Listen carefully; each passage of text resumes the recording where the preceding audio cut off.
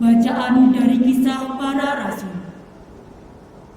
Sekali peristiwa, ada beberapa orang datang dari Yudea ke Antiokhia dan mengajarkan kepada saudara-saudara di situ sebagai berikut.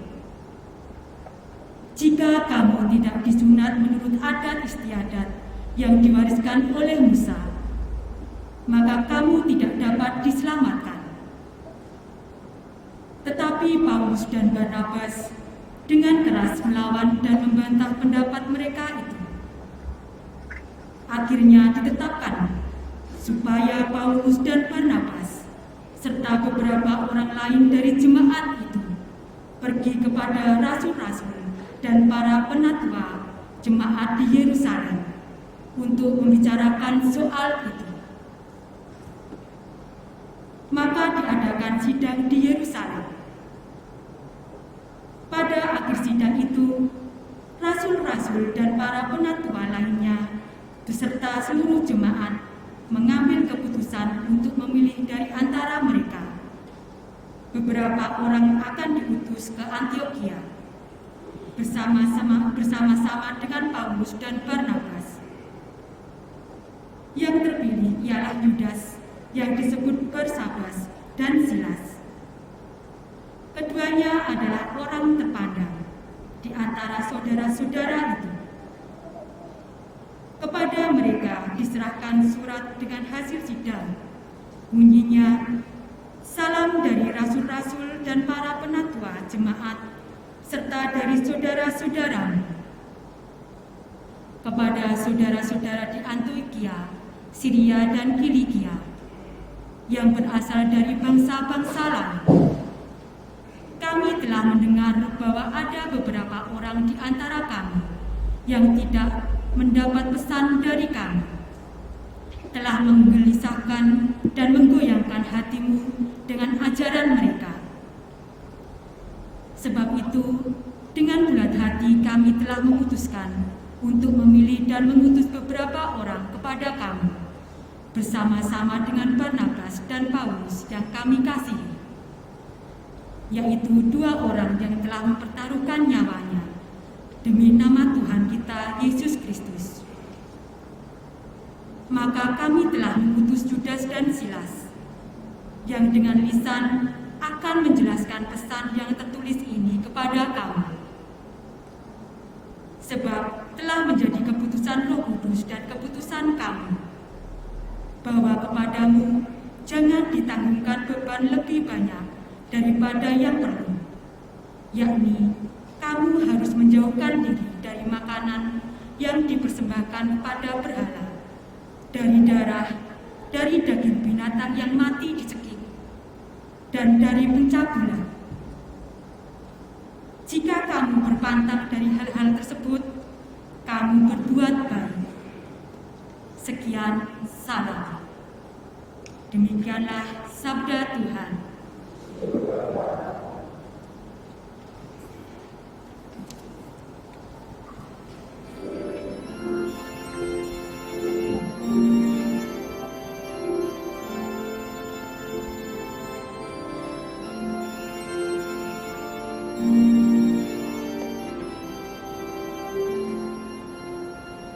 Kiranya bangsa-bangsa bersyukur kepadamu,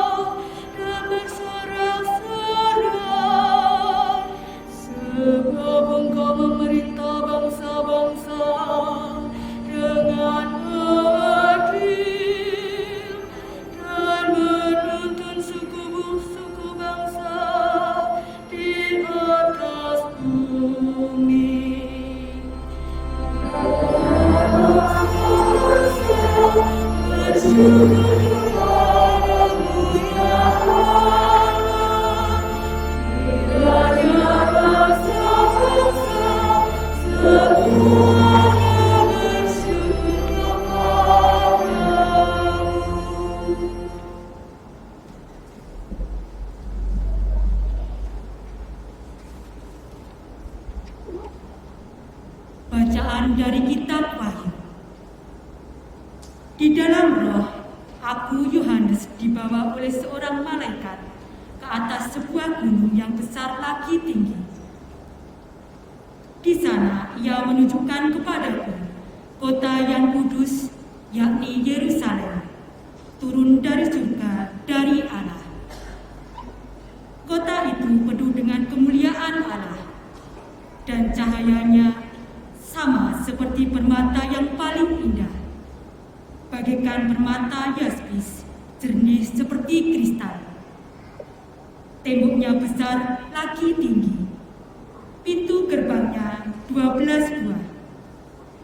Di atas pintu gerbang itu ada 12 malaikat, dan di atasnya tertulis nama ke-12 suku Israel. Di sebelah timur terdapat 3 pintu gerbang, di sebelah utara 3 pintu gerbang, di sebelah selatan 3 pintu gerbang, dan di sebelah barat 3 pintu gerbang. Tembok kota itu mempunyai 12 batu dasar, dan di atasnya tertulis nama ke-12 rasul anak domba. Di dalam kota itu tidak kulihat bait suci, sebab Allah, Tuhan yang Maha Esa sendirilah bait sucinya. Demikian juga anak domba itu.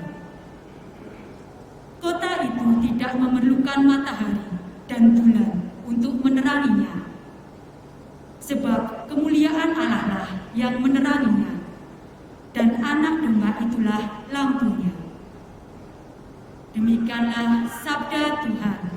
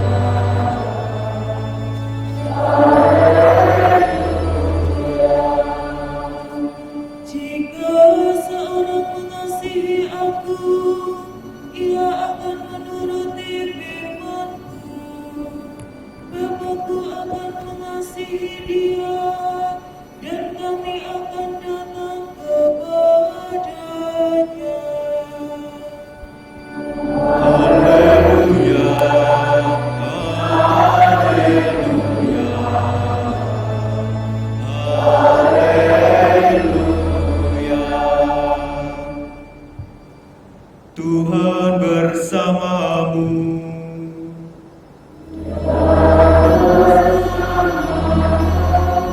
Inilah Injil Yesus Kristus menurut Yohanes.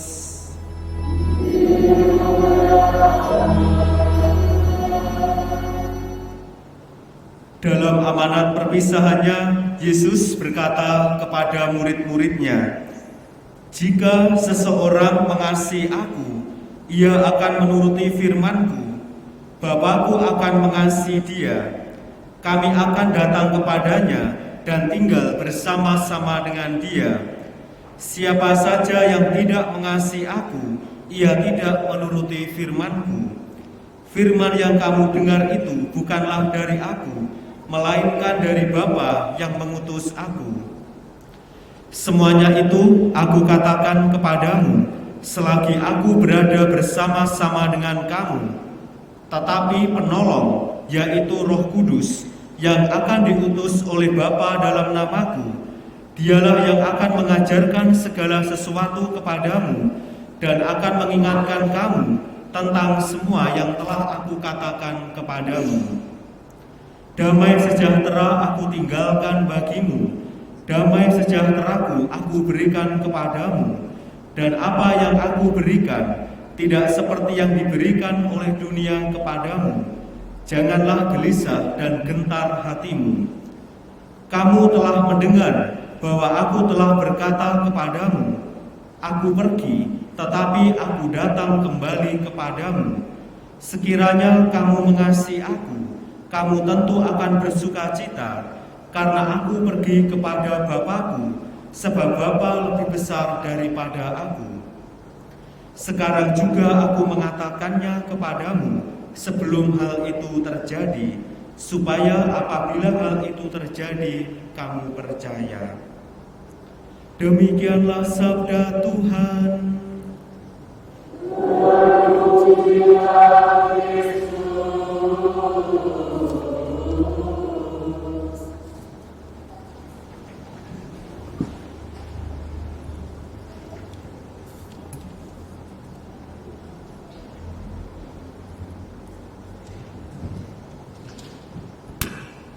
Tuhan Yesus bersabda kepada kita semua, "Semuanya itu aku katakan kepadamu selagi aku berada bersama-sama dengan kamu. Tetapi penolong, yaitu Roh Kudus, yang akan diutus oleh Bapa dalam namaku, dialah yang akan mengajarkan segala sesuatu kepadamu dan akan mengingatkan kamu." Saudara-saudari yang terkasih, pada hari ini kita memasuki hari Minggu Paskah ke-6. Kita sudah melewati minggu-minggu Paskah, di mana selama minggu-minggu Paskah kita diajak untuk merenungkan, untuk melihat kembali dan akhirnya meyakini bahwa kebangkitan Yesus Kristus menjadi dasar bagi iman kita semuanya. Besok hari Kamis kita akan merayakan kenaikan Yesus Kristus. Setelah itu kita memasuki novena Roh Kudus dan kemudian kita akan merayakan Hari Raya Pentakosta. Rangkaian-rangkaian liturgi yang kita rayakan bukanlah sekedar suatu aktivitas belaka, tetapi bahwa di balik perayaan-perayaan itu kita dihantar, kita diajak bersama gereja, khususnya pada hari Minggu Paskah ke-6 ini, lewat bacaan-bacaan kitab suci, kita diajak untuk merenungkan bagaimana peran Roh Kudus di dalam hidup kita. Kalau kita berbicara tentang Roh Kudus, kira-kira apa ingatan yang keluar dari diri kita? Kapan kita menerima Roh Kudus? Kita menerima Roh Kudus yang pertama kalinya adalah ketika menerima sakramen baptis. Dan kemudian semakin didewasakan oleh Roh Kudus melalui sakramen krisma atau sakramen penguatan. Dan kita percaya Roh Kudus inilah yang bekerja. Roh Kudus inilah sebagai penghibur, dikatakan dia sebagai penolong. Roh Kudus adalah Parakletos. Dia adalah pribadi ketiga dalam Allah Tritunggal yang sama sehakikat dengan Bapa dan Putra, yang diutus oleh Bapa dalam nama Yesus untuk menemani dan menyertai kita semua dan gerejanya. Maka Roh Kudus ini hadir di dalam hidup manusia merupakan suatu rahmat, merupakan suatu berkat, bahwa kuasanya juga sama seperti Allah Bapa, Allah Putra, dan bersama Allah Roh Kudus yang menyertai perjalanan kita. Maka kita diajak untuk mempersiapkan nantinya juga adalah kedatangan Roh Kudus sebagai pribadi yang diutus oleh Tuhan Yesus Kristus. Saudara-saudari yang terkasih, lewat bacaan-bacaan kitab suci pada hari Minggu Paskah ke-6 ini, saya mengajak saudara-saudari untuk melihat dan merenungkan bagaimana bahwa Roh Kudus itu berperan sejak semula. Dia tidak datang tiba-tiba, tetapi bahwa kehadiran Roh Kudus sudah dalam rencana Allah Bapa sendiri. Dalam bacaan pertama kita bisa melihat bagaimana para rasul memberikan kepada kita suatu pelajaran yang begitu berharga. Mereka mengajarkan kepada kita supaya hidup kita senantiasa dituntun oleh Roh Kudus. Kita bisa melihat saat itu para rasul mewartakan iman Kristiani. Dia pergi keluar dari Yerusalem. Ternyata pewartaan para rasul mengalami berbagai macam kendala. Dan salah satu kendala yang dihadapi adalah, perlukah orang-orang Kristen adalah orang yang mengikuti Kristus, yang bukan Yahudi, perlu disunat atau tidak? Persoalan ini begitu memanas, persoalan ini begitu penting untuk dibicarakan, karena mereka beranggapan bahwa ketentuan sunat merupakan suatu dasar untuk diselamatkan. Maka pertanyaannya adalah, perlukah orang-orang Kristen yang bukan Yahudi perlu disunat atau tidak? Kita bisa melihat bagaimana kemudian para rasul berkumpul.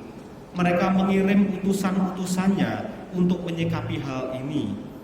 Maka disinilah kemudian para rasul mengadakan konsili yang pertama, yaitu konsili Yerusalem. Yang menarik adalah berkat tuntunan Roh Kudus, mereka dapat membuat keputusan yang tepat dan bijaksana. Keputusan seperti apakah? Lewat konsili itu diputuskan bahwa orang-orang Kristen yang bukan dari Yahudi tidak diwajibkan untuk disunat di dalam mengikuti Yesus Kristus. Justru yang lebih penting adalah beriman kepada Yesus Kristus dan memelihara kesucian sebagai dasar keselamatan. Maka kita bisa melihat kuasa dari Roh Kudus bersifat universal. Dia tidak terikat oleh suatu hal apapun. Maka ini menjadi rahmat bagi kita semua dengan berbagai macam keunikan kita.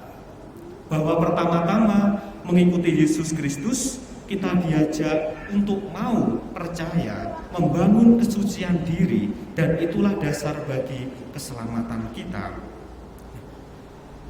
Dalam bacaan Injil juga sama, di mana Tuhan Yesus menjanjikan penghibur, menjanjikan penolong, yaitu Roh Kudus sendiri, di mana Roh Kudus inilah yang mengamanatkan kepada kita agar taat dan tunduk dengan apa yang telah diajarkan oleh Yesus Kristus. Apakah Bapak, Ibu, dan saudara-saudari masih mengingat bacaan Injil pada minggu kemarin? Minggu kemarin Tuhan Yesus memberikan suatu nasihat atau perintah, yaitu supaya para murid hidup dengan perintah yang baru, yaitu adalah perintah hukum kasih. Maka bagi mereka yang percaya kepada Yesus Kristus, hendaknya juga menjalankan hukum kasih ini. Begitu pula sebaliknya, yang tidak menjalankan hukum kasih, berarti mereka tidak percaya, mereka tidak taat dengan apa yang diajarkan oleh Yesus sendiri. Dan itu dikatakan oleh Yohanes dalam pembukaan bacaan Injil tadi. Maka Bapak, Ibu, dan saudara-saudari yang terkasih, Roh Kudus inilah yang membukakan mata kita semua, membukakan hati dan pikiran kita, supaya iman dan hidup kita diteguhkan. Maka menjadi permenungan bagi kita bersama, apakah saya sebagai orang-orang Kristiani, sebagai orang-orang Katolik, kita juga sudah terbuka dengan tuntunan Roh Kudus? Mungkin kita masih sering bertanya-tanya, di mana Roh Kudus itu berada? Bentuknya seperti apa? Bagaimana Roh Kudus itu bekerja? Dan lain sebagainya. Pada minggu-minggu ini selama bulan Mei di paroki kita mengadakan pendalaman iman dalam kerangka bulan liturgi nasional. Temanya menarik, tentang eksorsisme, yaitu pengusiran roh jahat. Bahwa roh jahat itu ada. Roh jahat itu hadir dalam hidup manusia untuk memisahkan manusia dengan Allah sendiri. Maka pertempuran kita sebenarnya adalah pertempuran atau perlawanan hidup antara si baik dengan si jahat. Kita bisa saja bersekongkol atau mengafirmasi, menyetujui hidup kita bersekongkol dengan si jahat itu sendiri. Sementara di sisi lain, di dalam diri kita juga ada Roh Kudus, roh kebaikan yang senantiasa mengarahkan kita untuk bersatu dengan Tuhan Yesus sendiri. Maka dalam pengalaman hidup kita sehari-hari, apakah Roh Kudus yang sudah kita terima sungguh-sungguh berperan menuntun hidup kita? Saya juga merenungkan bahwa Santo Ignatius dari Loyola dalam latihan rohani sangat jelas sekali bagaimana setiap manusia di dalam dirinya terjadi suatu pergulatan antara roh baik dengan roh jahat, dan kita diajak untuk berdiskresi atau discernment. Ketika kita mau melakukan sesuatu, dorongan roh macam apakah yang mengikuti? Apakah digerakkan oleh roh baik ataukah digerakkan oleh roh jahat? Roh baik selalu memberikan semangat. Roh baik senantiasa memberikan damai sejahtera. Seperti yang disabdakan Yesus sendiri, damai sejahtera aku tinggalkan bagimu, damai sejahtera aku berikan kepadamu, dan apa yang aku berikan tidak seperti yang diberikan oleh dunia kepadamu. Maka Roh Kudus ini sebenarnya adalah Roh Allah sendiri. Dia yang senantiasa mengarahkan kehendak kita untuk menuju kebaikan. Dan ketika kita memutuskan hidup dituntun oleh Roh Kudus, maka apa yang kita lakukan senantiasa memberikan damai dan sukacita. Ketika kita melakukan pelayanan di dalam gereja, ketika kita membangun hidup di dalam rumah tangga, ketika kita bekerja dan melakukan hal apapun itu, kalau kita memastikan dituntun oleh Roh Kudus, maka kehadiran kita, pelayanan kita senantiasa menuntun dan menggambarkan pada sukacita, damai dan sejahtera. Begitu pula sebaliknya, ketika kita memiliki niat-niat yang buruk, ketika kita memiliki niat yang jahat, pasti ya seperti yang dikatakan Yesus sendiri, bahwa apa yang diberikan berbeda dengan dunia. Maka kita bisa melihat ketika kita hendak memutuskan sesuatu, melakukan sesuatu, apakah kita sungguh-sungguh terbuka dengan tuntunan Roh Kudus. Kita bisa melihat bagaimana perjalanan Roh Kudus di dalam gereja senantiasa menyertai dan semakin mendekatkan setiap orang dengan Yesus Kristus sendiri. Maka Bapak, Ibu, dan saudara-saudari yang terkasih, kita semua sudah menerima Roh Kudus ketika kita dibaptis dan menerima sakramen Krisma. Maka yang menjadi permenungan kita bersama-sama adalah apakah aku mau taat dengan tuntunan Roh Kudus yang telah diberikan oleh Yesus sendiri, ataukah aku lebih sering mengutamakan kehendak sendiri dan kurang mendengarkan suara Roh Kudus di dalam melakukan segala sesuatu di dalam hidup kita masing-masing. Maka dari itu, marilah saudara-saudari yang terkasih, pada hari Minggu Paskah yang ke-6 ini kita diajak untuk menyadari bahwa Roh Kudus yang kita terima merupakan suatu tuntunan dan rahmat bagi kita, dan kita diajak untuk senantiasa mau terbuka dengan tuntunan Roh Kudus supaya hidup kita semakin bersatu dengan Yesus sendiri.